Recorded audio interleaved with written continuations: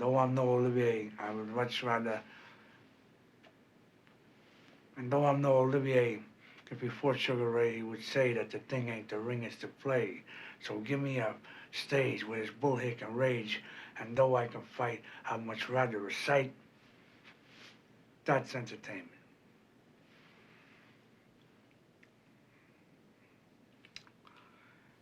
That's entertainment.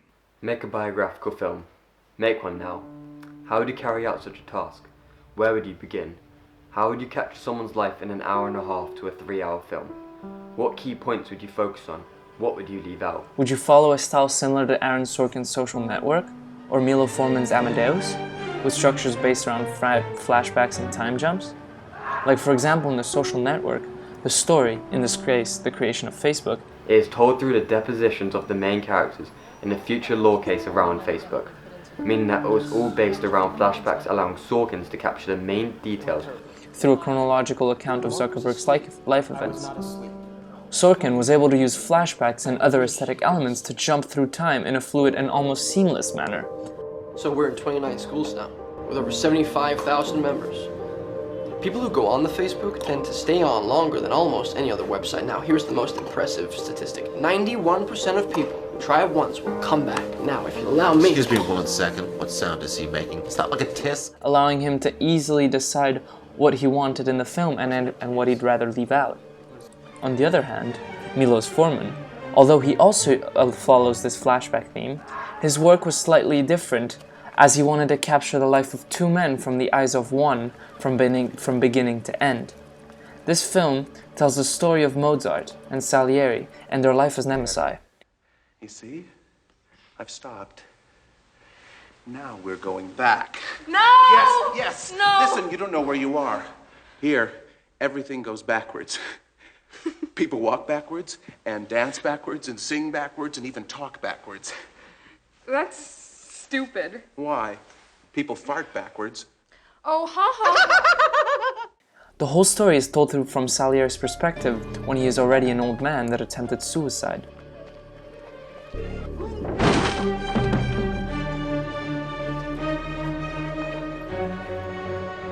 Again, we see a chronological flashback-style account that tells the story of these characters in a rather accurate and constructive manner.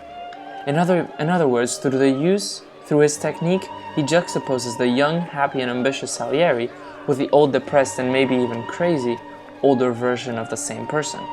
And then with this film, he connects one to the other through the accounts that go between the two. You could even follow Scorsese with his way of jumping between the past and the present, like he does in The Wolf of Wall Street. I always wanted to be rich, so let me go back. I'm 22 years old, newly married, and already a money-crazed little shit. So what do? I go to the one place on earth that befit my high-minded ambitions. Which is rather similar to what Forman and Sorkin do, with the help of a narration from the main character himself.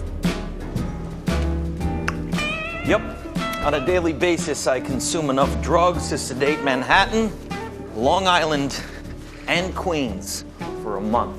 Okay, Mr. Jordan. In that case, The Wolf of Wall Street having Jordan Belfort tell the story from his own perspective.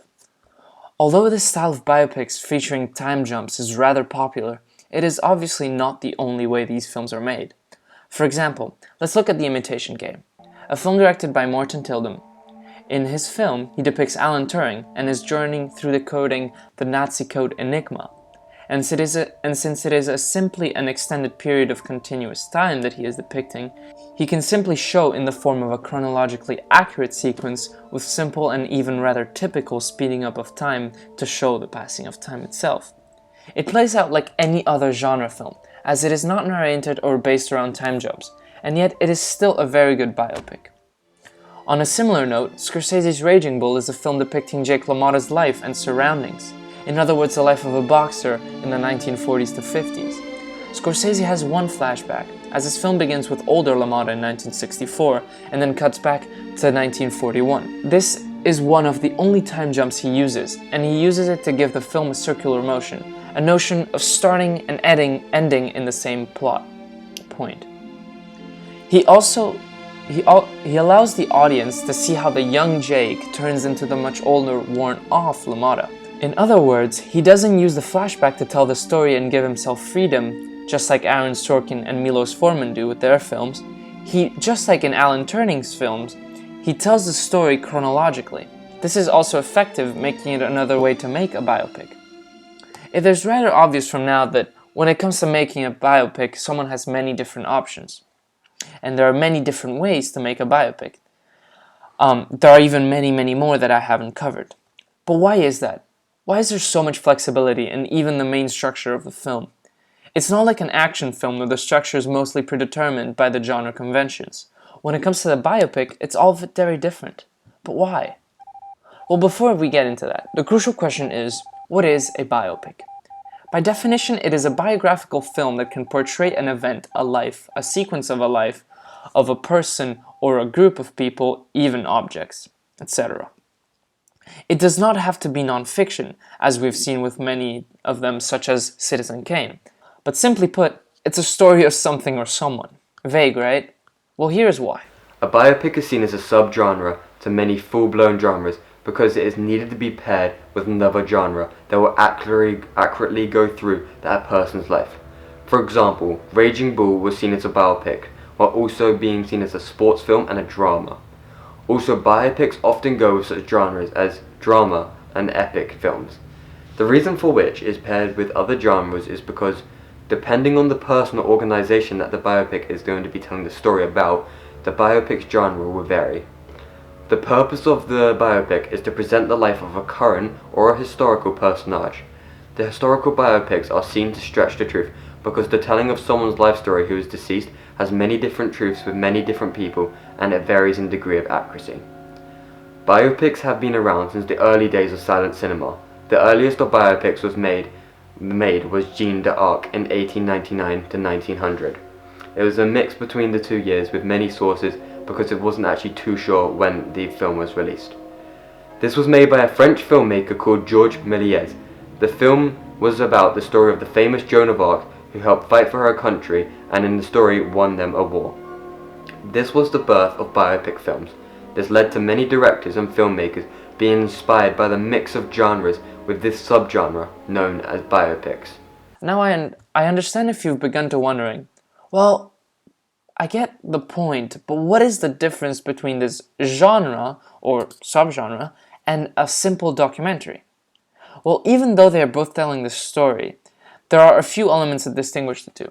First of all, and the most obvious aesthetic point, is the fact that a biopic film is simply made cinematically.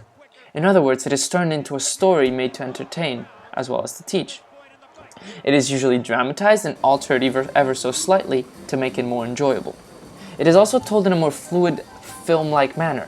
Not a simple account of facts, it is a representation of the facts and events in a cinema-style manner with actors and scripts. The difference can well be seen between The Big Short and The Inside Job, two wonderful films that cover the economic crash of 2007 and 2008, but with a slight difference. The Inside Job is a documentary about the crash with interviews and fact-telling. However, The Big Short is a biopic film about the crash with interviews and fact-telling. Well, no, there is more than that, obviously. The Big Short tells a story by showing the story. It dramatizes the events and through actors like Ryan Gosling explains the crash. It also gives more detail that is purely for entertainment about the people's private lives to make it more interesting, just like any other film would. And even though Ryan Gosling does narrate it and talk to the camera directly, it is a biopic for its overall cinema style and depth into characters that in terms of the crash can be deemed rather unnecessary. All of these elements aren't done by the other one, The Inside Job, which is in itself a documentary, which is narrated by Matt Damon and simply covers the story and how it happened of the crash, without going into detail about the people's lives and telling it as a story. They go through interviews and simple fact-telling. Although this is all well and good, what are the conventions of the biopic? What make a film a biopic? Well, when it comes to the biopic, there aren't very many conventions. This is, as mentioned earlier, to the fact that it comes with other genres which do have more specific conventions. One could even go as far as argue that the biopic is the type of story that is going to be told of something or someone and depicting that, However, the genre itself is decided by the something or someone being displayed. There are, though, a number of conventions that are sometimes followed. They aren't very strict, though. When it comes to narrative conventions, there is usually a narrator. Legendary was the Xanadu, where Kubla Khan decreed his stately pleasure dome. But of all the drugs under God's blue heaven, there is one that is my absolute favorite. See, enough of this shit'll make you invincible. Able to conquer the world and eviscerate your enemies. Oh! And I'm not talking about this. I'm talking about this.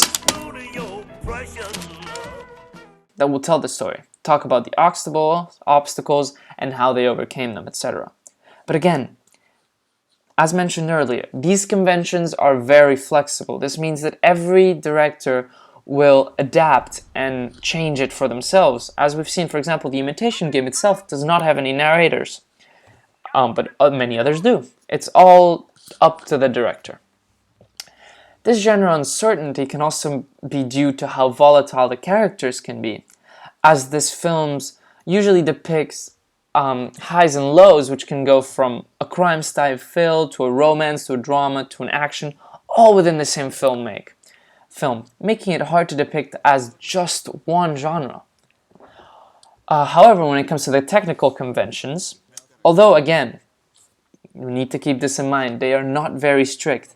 There tends to be a lot of handycam, including close-ups to show the emotion, and very powerful dialogue that is usually specific to the character, like in Turing's film and The Beautiful Mind, or even Mark Zuckerberg, which are all very eccentric characters. They are depicted with very specific and almost very theatrically accurate dialogue of the type of person they are.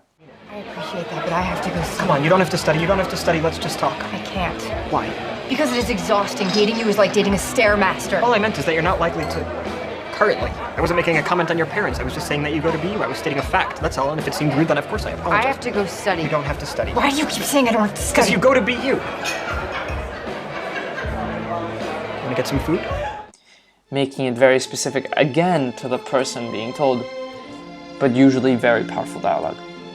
The music, as well, will be chosen either to emphasize the mood, like in any other genre film, or will be used as a tool to further this person's legacy.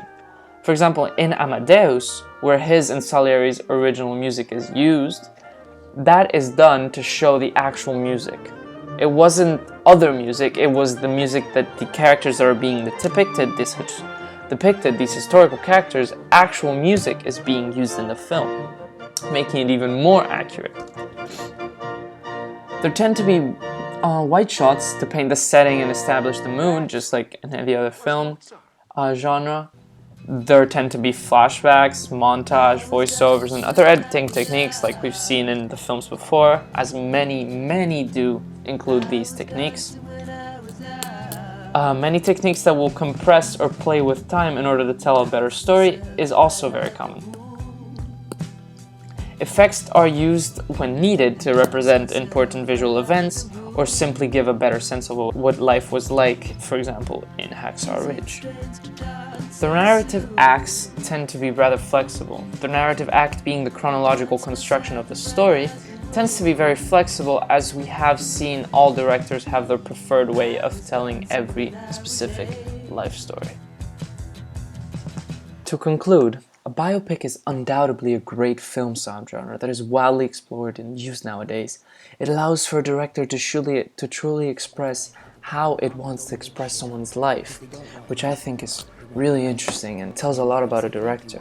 I think that its popularity also has to do with this feeling of accomplishment that one feels after having watched a film that is historically correct or close to it, and therefore having actually learned something is really rewarding.